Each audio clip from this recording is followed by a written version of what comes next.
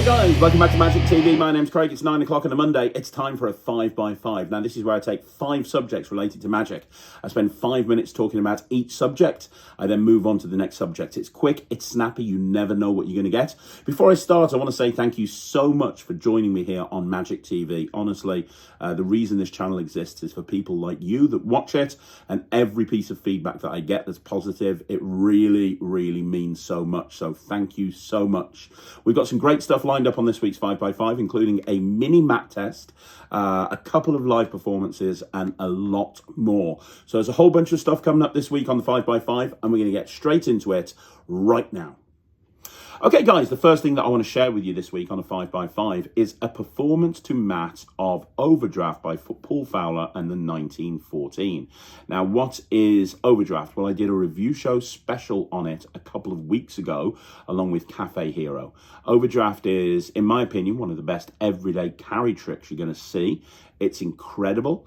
It looks super visual. Like, everything about it is just so good, and as you would expect from the 1914, there is a ton of material on there. Now, I've been playing around with this for a while. I've actually been using this in gigs, and I have fallen in love with it. And one thing that I've done is I've come up with a way of combining it with the Orphic wallet. So I've got an Orphic Plus, and if you've got the Orphic Plus, you know that I actually appeared on that project. It's one of my favorite wallets. Well, I've come up with a way of actually using Overdraft with the Orphic Plus. So what you're actually doing is you're adding a phase at the beginning, which basically is the black credit card vanishes and appears inside the wallet. I'm going to show you a performance of this in a second. What it allows you to do is take your wallet out and hand the 2 credit cards out for examination.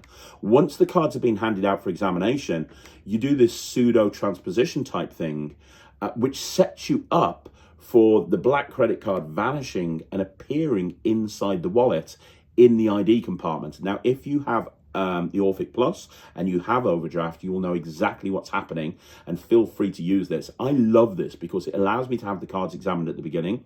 You've got this super cool moment where the credit card vanishes and appears inside the wallet, but then when you take it out, you've switched the gimmick in. So now you can go into the transposition phase that Paul obviously does with the credit cards, but because you've done that pseudo transposition at the beginning, it becomes even more visible, and it works really well from a routining point of view.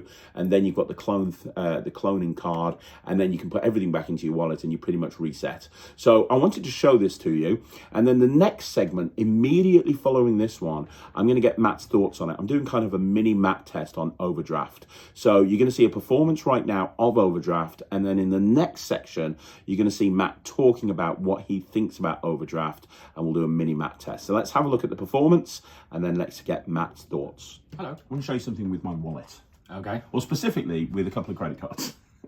Right. Excited? Yeah, you're buying lunch? No, never going to happen. However, what I do have in here is a couple of credit cards. Now, these are prepaid credit cards. I didn't even know there was such a thing. Did you? Yeah. I didn't even know you could get these. And when I found out, I was like, that's cool. So I bought a couple of prepaid credit cards. Now, I've got to be honest with you, this black one's got like £1 on it or something. Right. It's not got much. But this orange one's got like £50 on it. That could buy them. Well, I got them because could buy them. I got them because I thought I could do some magic with these. It'd be really cool. Now, I'm not going to use my real credit card, so to speak. I'm just going to use these prepaid ones. I'm not going to use my Magic Circle card, by the way. Magic Circle member. Hashtag just saying. I'm just thought I'd say. I'm going to use these 2 cards. Now, the idea is... Oh, do you want to examine them first of all? Just make sure they're okay. Yeah. Are we good? Yeah. Cool stuff. Cool beans. So, the idea is the orange one goes here. Now, can you do me a favour? The black one, I'm going to put right there in front of you. Okay? Mm-hmm. Now watch. If I cover it up, if I told you I could make the orange one and the black one change places just by snapping my fingers, would that be good? Yeah. It's done. They've changed places. But if I snap my fingers again, they change back again. Genius. It's amazing, isn't it? Are you impressed? Very. I'll do it again. I'll keep doing it until you like it. Look, I cover it up. They change places. Oh, no, they don't. Hang on. I cover it up. They change place. I'm not very good at this. That's the problem. I tell you what we'll do. We'll just use the black card, okay? Watch. Can you do me a favour? Can you put your hand on top of the wallet? Watch. Are you ready? Yeah. Don't blink. It's going to happen on 3. 1, 2, 3. That's when the black credit card vanishes. Now, do you remember I pointed out my Magic Circle membership card? Yeah. Yeah. Now, next to the Magic Circle membership card, right in there, we actually have... Oh my God. Isn't that pretty cool? But maybe the wallet is confusing things. So I'll tell you what we'll do. We'll try it again, but in a very, very different way. Okay?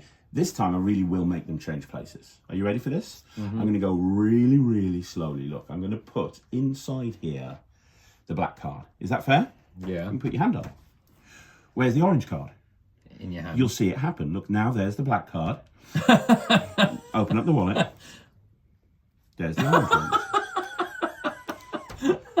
But it's basic. What we're seeing here is the basics of pickpocketing, right? That's basically what we're seeing here. But did you know, as a magician, I also have the ability to clone credit cards. Genuinely, like, let's say I wanted to clone the orange card because the orange card's got more money on it. I could use this black card to clone this card. Okay. Using my magical techniques. Magic Circle member. Watch. It looks like this. Look. I'm going to clone the orange card onto the black card. First time, nothing happens. Second time, nothing happens. Third time, I can actually clone that card. And now I've cloned it, and that is all I have. Wow. That's cool, right? In fact, hold that thought. I'm going to get your opinions in a mini map test, which is going to come up next. So, Matt, this is a mini map test, so it's not a full. So you're going to have to keep yourself to 5 minutes, which is difficult for you. So this, I've just reviewed this recently. It's called Overdraft. It's by the 1914. Oh, we like the 1914. We very much like the 1914. Yeah. And the creator of this trick is a genius, genuinely a genius. And this is, I think, one of the best tricks that's come out this year because it's super commercial. It's just a couple of credit cards. You just keep them in your wallet and you're good to go anytime, anywhere. And what you just saw is the tip of the iceberg. So you can make them change places. You can clone the credit card. You can do mind reading with these things. There's so much you can do. It's ridiculous. So what do you think? It's good. Well, okay, there you go. That's the back test over. How come it's black again now? Huh? They were both orange a minute ago. Now it's black again. I know. I magically changed it. I didn't see you put them back. I can do anything. I mean, it's good. It's slight, obviously. There's an element of slight involved. There's got to be. Actually, there's not. Actually, okay, no. Right. The way that they actually do it on the instructions, there is an element of sleight of hand. But the route, there's no element of sleight of hand. The way that they explain it in the instructions is basically self-working. There's no skill to it at all. The routine that I did is my own personal routine with it, and I actually added a bit of sleight of hand to it near the beginning. Because you make the black one completely disappear. When I made the black one disappear, oh, look at that, and went up my sleeve. That's so that's sleight of hand. Yeah. But that's my routine. But then you changed the orange one. No, you changed the black one into an orange one, so you had two orange ones. Yeah. But now they're back to black again. Yeah, back to black. So I mean, that's not going to actually change colour. It's heat activated. No, it's not. No, it is. You put it in your hand, put your other hand on top, hold it in between your hands for like 30 seconds and it'll turn orange. Yeah, but that didn't happen. No, carry on talking. No, remember I got you to put your hand on the wallet. That started the process. No, it didn't. No, you're just making me look like an idiot. So there's got to be an element of sleight of hand to it because there's got to be another orange card somewhere, right? So No, genuinely. Have I moved from this spot? No, you haven't. Have I got my sleeves up? Is there anything in my pockets? You can pat me down if you want to. You can look in my wallet. There's nothing. Physically make something change colour. There is. Look. You examined these at the beginning, did you not? I did, yeah. And then during the course of the routine, did I move or do anything sneaky? Can I look in the wallet? Go ahead. I can look in the wallet. Yeah, you can. All you will find are my real credit cards, my business cards. And you'll just find that it's a wallet and my Magic Circle membership card. Magic Circle membership card. Okay, just saying. Well, I mean, that's all you'll find. There is nothing. I guarantee you. I haven't moved from this spot. I know we stopped the recording for a second, but I didn't put it back on. No, we haven't again. moved. No. I didn't see you switch anything back, so I don't know how. Unless that is ridiculously clever and does genuinely change colour. That I've no idea. It's very good. It looks impressive. Like if you just went out, because this is the kind of thing like you could just walk up down the street. Exactly, because we've had this conversation before on various map tests where I've said to you, "Do you think it makes a difference that like this prop looks weird?" And you were like, "No, like Lightyear that we reviewed. That I asked you to look at the Lightyear by Carl Pennell with the pieces of acrylic with the holes in it." and you were like, yeah, it looks like nothing, but that's awesome. That bringing it out, it creates intrigue. This doesn't have that. This is designed to look like something that would just but if you were like, it depends on the situation that you're in, I suppose. Like if you're out and somebody's booked you to go and perform magic, and you're at a magic gig and they're expecting magic, I don't think that the prop looking like a magic trick is an issue, because you're a magician and you're there to perform magic. That's what you're being paid to do. If you were just doing like content for the channel, and you decided that you wanted to go and do some stuff on real people in a real life scenario, just walking up and down the street, like what a lot of like Dynamo does, he'll just pick on random people in the street. If you had something like that in that kind of scenario, that would be what about if you're a hobbyist? Because most magicians aren't professionals. They're hobbyists. They're amateurs. Like you, with your elastic bands that you don't have on at the moment. Yeah. You they're over there. Them all. They're there. I broke most of them. There's like 3 left. Like if you learnt this, for example, because you're learning the elastic band trick. If you learnt this, and this is something you could do out and about to your friends, but if you were like down a bar, would you do something like Lightyear or Chop Cup? No, would you do something with a weird prop? Do you think the weird props have a place in a magic gig, but not necessarily when you're in a bar? That's what I'm saying. In the right kind of scenario, like if I actually learned any magic and I was out in the pub and just wanted to surprise somebody with some magic, that kind of thing is going to be way more impressive, because it's something that you could just pull out of your wallet. If you pull out something like them little cards with the holes in, you've obviously gone prepared to do magic. Do you know what I mean? Like if we were out and we went out for a meal, like we go out to the pub sometimes, we go out for have food sometimes. If we were to just walk up to somebody in a bar and you've got all these crazy ass things on you, it's clear that you've gone out there with the intention of performing magic, because you've taken that stuff with you. If we just get chatting to people and we go, oh yeah, he's a magician, and they go, show me something, then you go, oh well, I've got a credit card. Do you know what I mean? That makes it a lot more real. Yeah. Because it's something that you would have on you. Whereas if it was that little gold box thing, you wouldn't have any other reason for carrying that around with you other than to do magic. Yeah. Whereas those you would, because they're credit cards, so you would have a reason to carry them around. But you could also do this in a gig if you wanted to, right? I mean, you could very easily just have them in there and just go, right, I'm going to show you something with. But it'd be the way that you played it, wouldn't it? It'd be the performance aspect of it. Like you could do that towards the end of a set, maybe, and you're like, oh, I haven't really got anything else. I'll tell you what I'll do. I'll just do something with a credit card. Yeah. Do you know what I mean? It makes it more real. Because it's something that's just spurring off the cuff. From a performance aspect, I think that would be more impressive. And using tricks and props that are everyday carries, there you go. They would be more impressive.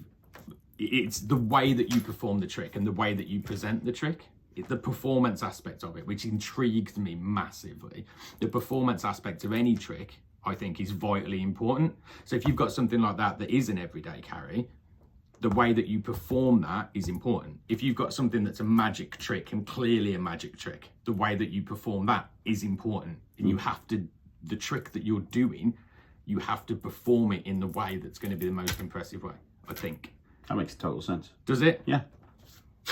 And passes the mat test. Yeah, it's brilliant. I like it. There you go. Overdraft passes the mat test. Very, very insightful. I really need to get you trained up as a magician or something. Incredible.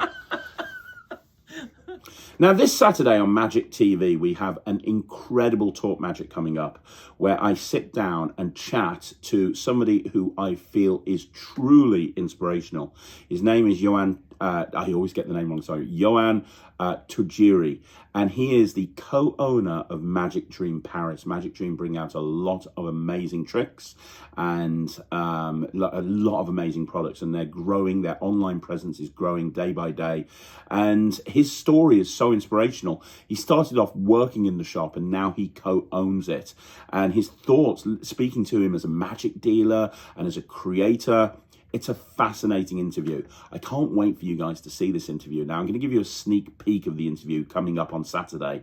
If you don't watch all of the Talk Magics, I really highly encourage you to watch this one. This is one of the best interviews that I've ever done on this channel. We're going to have a look at a sneak peek of it, but the full interview is dropping on Saturday right here on Magic TV. And you are living the dream at Magic Dream, because, you know, every magician in the world would want to own their own magic dealership, their own magic shop. And that's something that, you know, you get to do. You get to walk in and play with magic every single day. I mean, it's you know, Craig, ask a kid if they want to buy, if he wants to buy a toy shop, for example. The answer is simple. So, I began magic. I was 14. Yeah, I was going to ask you what your origin story is. Go right ahead. How did you get into magic? I was 14, 1-4. And now today, when you are interviewed me, I have 40. Wow.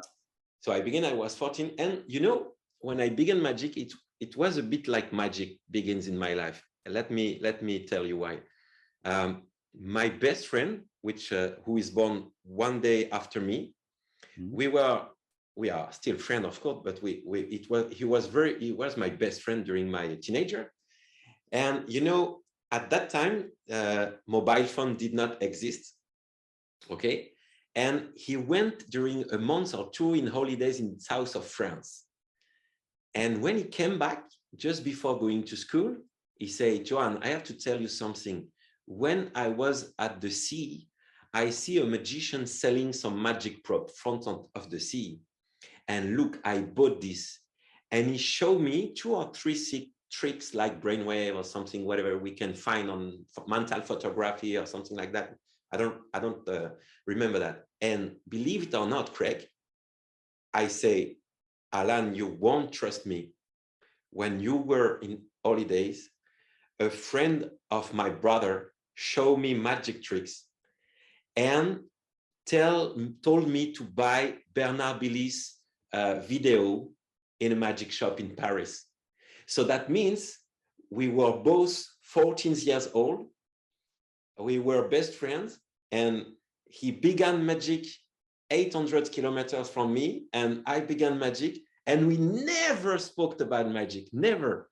And when he came back in Paris, where I lived, he said, "Oh, I began magic," and I said, "I began magic too." And so it was amazing because best friends sharing the same passion for something began with brainstorming, creating things, or thinking we were creating things at that age, of course. So it was amazing to begin with card tricks and everything together because we get the same passion at the same time without ever speaking about that. And I'm still amazed by telling this story because it was just a friend of my brother, who is called Nicolas. And I say hello to him if he watched us. And it teach me something very difficult and some techniques. And I said, wow, it's amazing. You can do that. And he said, okay, you should buy the Bernard Billis, which is the famous French magician. And I said, okay, really, let's go. And I begin with that. It was crazy. So you guys seem to have like funny stories from gigs. I have a feeling that people just like to hear when I make a tit of myself, which is actually quite a lot. It's quite common. And people always say in the comments, I want more horror stories from gigs. I want more horror stories from gigs. I've got enough to last a year, and then some. I've got so many horror stories. And the reason I have so many horror stories is because I suck. No, the reason is because I think there's no substitute to flight time. And, I consider myself a good performer now. And I consider that, every time I go and do a gig, I'll do a good job. But that's only because I've made every mistake known to man. It's not a problem making mistakes as long as you learn from them. It's the old expression, isn't it? Experience is what you win when you lose. And what I mean by that is it's okay to fall as long as you fall forward, as long as you learn from that mistake and you grow because of it and you make sure you don't make that mistake again, that's fine. Because there's no substitute from experience. And regardless of what happens at a gig, you're always going to have experience. Now, with that in mind, let me tell you what happened when I first started performing on stage. Because for the longest time, all I did was kid shows and close-up. And then I had the idea of putting together a stage show. And back in the day, we're talking many, many years ago now, I put an illusion show together. Well, I still do the illusion show now, but originally the lineup was myself, my business partner at the time, Russell Leeds, and his wife, Anna Leeds. And together we used to go out as Slightly Unusual, the Comedy Illusionists, which is still the name for the act now, but obviously Russell and Anna don't have anything to do with it. And one of the sequences in the show, one of the tricks that I did was The Suit Jacket Escape by Anthony Linden that was marketed through Bill Abbott Magic. Now, for my money, the Suit Jacket Escape is one of the best routines to perform on stage, and I still do it now. It's one of my go-to routines when I'm doing cabaret. It's a great routine to slot into an illusion show. It's fantastic. When I first started doing it, we put the illusion show together, and very early on we got a holiday park contract. So we were touring the UK doing our holiday park show. And this, we had very little experience. We were getting a lot of experience by doing holiday parks, but we had very little experience. And very early on in the run, where I really didn't know what I was doing, I was making it up every single day. I was doing the Suit Jacket Escape, and it was at Holiday Park in Wales, bloody Wales.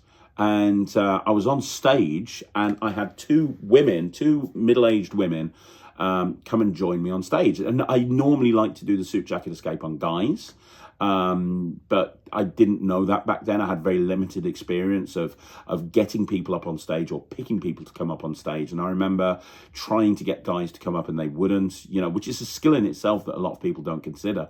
So I eventually managed to get these two absolutely pissed women to come up on stage with me, and they were hammered. Like they were so drunk, it was ridiculous. And anybody who knows the Suit Jacket Escape knows that at one point, I'm there, they're holding a curtain, they drop the curtain, and I'm there with my hands handcuffed between my legs.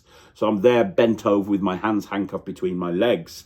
And apparently what's happened is I've tried to escape and I've got my hands handcuffed between my legs, and my coat is halfway down I'm sure you've seen it, right? So I'm there with my hands handcuffed in between my legs. And this is the moment where you go, lift the curtain up. And these two women took the decision at that point to basically simulate humping me on stage while I was bent over, handcuffed with my hands in between my legs. You had one woman at the front, typical Welsh holiday park, to be honest. You had one woman just basically shoving her groin into my face, and you had the other woman basically humping me from behind, which was apparently, according to the audience, the funniest part of the show. I didn't know what to do. I'd had very limited experience. Now I know what I'd do, but back then I didn't know what to do. I was just there, and I was just like, on mic, I was like, hey, okay, can you help? And they just, like, it was just, they were slapping my ass like this, and I was like, oh my God. I literally wanted the ground to swallow up and open me whole. And just when I thought it couldn't make any worse, they just decided to disappear. They just thought, they laughed, and they just walked off the stage, and they left me on the stage, basically in the most vulnerable position that I could be in. I just genuinely didn't know what to do at this point, because I could very easily get out of the handcuffs. There were quick release handcuffs, right? I could very easily get out of them. But I didn't want to expose the trick. I couldn't get out of them without somebody lifting up the curtain. The holiday park staff, the Ents team, were just laughing their ass off. And I was like, hey, can someone help, please? And they were just laughing. They thought it was part of the show. Anna and Russell were in the dressing room backstage. They weren't needed until the illusion after this. And they couldn't hear me. And I was like, Anna, Russell, help! And eventually, for what felt like an eternity, they came out, lifted up the curtain, and I just took the handcuffs off. And it was such a humiliating. It's funny now thinking about it, that I got, basically abused on stage and then left there with my hands handcuffed between my legs. But at the time, it was a horrible experience. And I'll tell you what I learned from that: never do a fucking gig in Wales. No, I didn't. I actually I learned that. That you have to understand, you have to kind of analyze each performance, and it's very easy to, when we do a great gig, we talk about how amazing we are, and then when we do a bad gig, right, we kind of go, well, it wasn't me, it was the audience. It was the audience's fault, and we don't learn anything from it. One thing that experience taught me, and one thing that I try to do every single time I perform now, is look at every single show I do, whether it's a good show or a bad show, especially a bad show. And I don't blame the audience. I look at myself and I go, right, what did I do wrong? And what can I do in the future so that doesn't happen again? And I think that's a very important thing that you have to do when you're doing this sort of thing. So there's your funny story, and also a lesson to learn from it, which is when you have a bad show, you have a bad performance, analyze it, work out what went wrong, and try and figure out how that's never going to happen again. Okay, so I've had several people on the channel now ask me about coins through table and the various different coins through tables that there are and which coins through tables I do. And you know what? I remember the first time I learned coin through table. It was watching a Pat Page video many years ago. And he did a coins through table with a Hang Ping Chen. And I remember learning that coins through table, just regular coins, Hang Ping Chen. I remember learning that routine and performing it all of the time. And then I remember watching Michael and Mar on the Easy to Master Coin Magic series, and he did a coins through table, and he used a kickback by it was either Lou Gallo or Mike Gallo, I can't remember, where 3 coins went under the table and then they came up through the table at the end, and it was a way of actually depositing the coins directly into classic palm, which was great, but it didn't work in the environment I was performing in because I had people always to my left and my right, so that didn't work. But I love the idea of the kickback. And then when I started working with the flipper coin, I put together a routine called flipping coins through table, which is a coins through table using a flipper. And I originally published it on my DVD Flipped Out, which came out about 15 or 16 years ago. Now I've got a lot of work on the flipper, and I have actually put together what I think is the ultimate project on the flipper with Penguin Magic, and that's going to be coming out at some point down the line, and it's got a whole bunch of new routines that I've never talked about before, and so on and so forth. But since then, I've come up with other routines with coins through table. If I'm doing a set with the Mirage coin set, I'll always use the Mirage coins through table because that's an amazing routine to do in that environment. I've got versions with a shell as well, a couple of different versions with the shell, which are really nice. I've got a version of the David Roth mini coins through table, which is nice. A whole bunch of different things. The reason I'm telling you this is because I'm going to perform for you right now the flipping coins through table from Flipped Out. Now, it's changed slightly in the last 15 years, but it's pretty much exactly the same. You can go back and watch if you can find a copy of the original DVD from like 15 years ago, you can learn it from there. I wouldn't recommend it. I mean, I was very green back then as someone who explains magic, and also the videography was terrible. I would suggest waiting for the Penguin Magic project if you want to really learn about flipper coins and exactly what they're capable of and exactly what you can do. Then wait for that project. But this is one of my favorite ways to do coins through table in the real world. It's called the flipping coins through table. I'm going to perform it to you right now. The final sequence where the coins go back up through the table, this is not the Gallo sequence. I spent a long time trying to come up with a way of doing the Gallo sequence from the Michael Amar DVDs, but without actually having that moment where I felt that people could be exposed from the left and the right. And so I actually used the Viking Vanish by Rune Klan, and I combined it with a silent movement into classic palm, and that achieves the same thing. And I think that the most important thing to learn from this is that if you see something that you like but it doesn't fit you as a performer, whether that be because the environment you perform in or the type of magic that you perform, but you like the sequence, you know, take that sequence and kind of look at it and say, how can I actually make that work for me?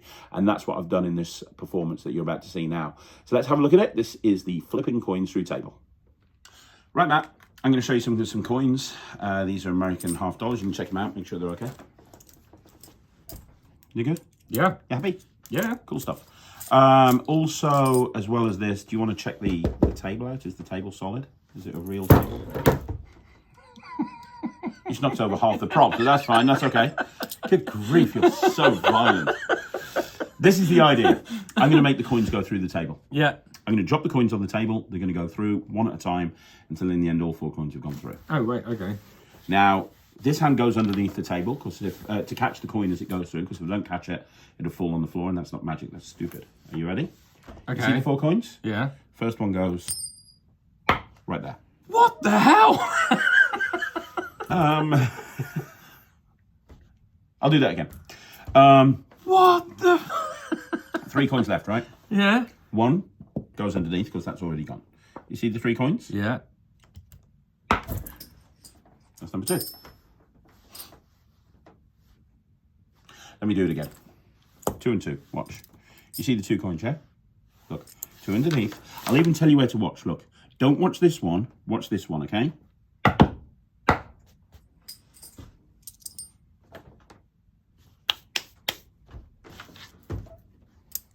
Last one. I'm going to make it really, really hard for me and really easy for you. I'm not even going to pick that coin up. I'm going to put these three underneath the final coin. I'm going to hit down. That last coin will go through. Are you ready? Would that be good?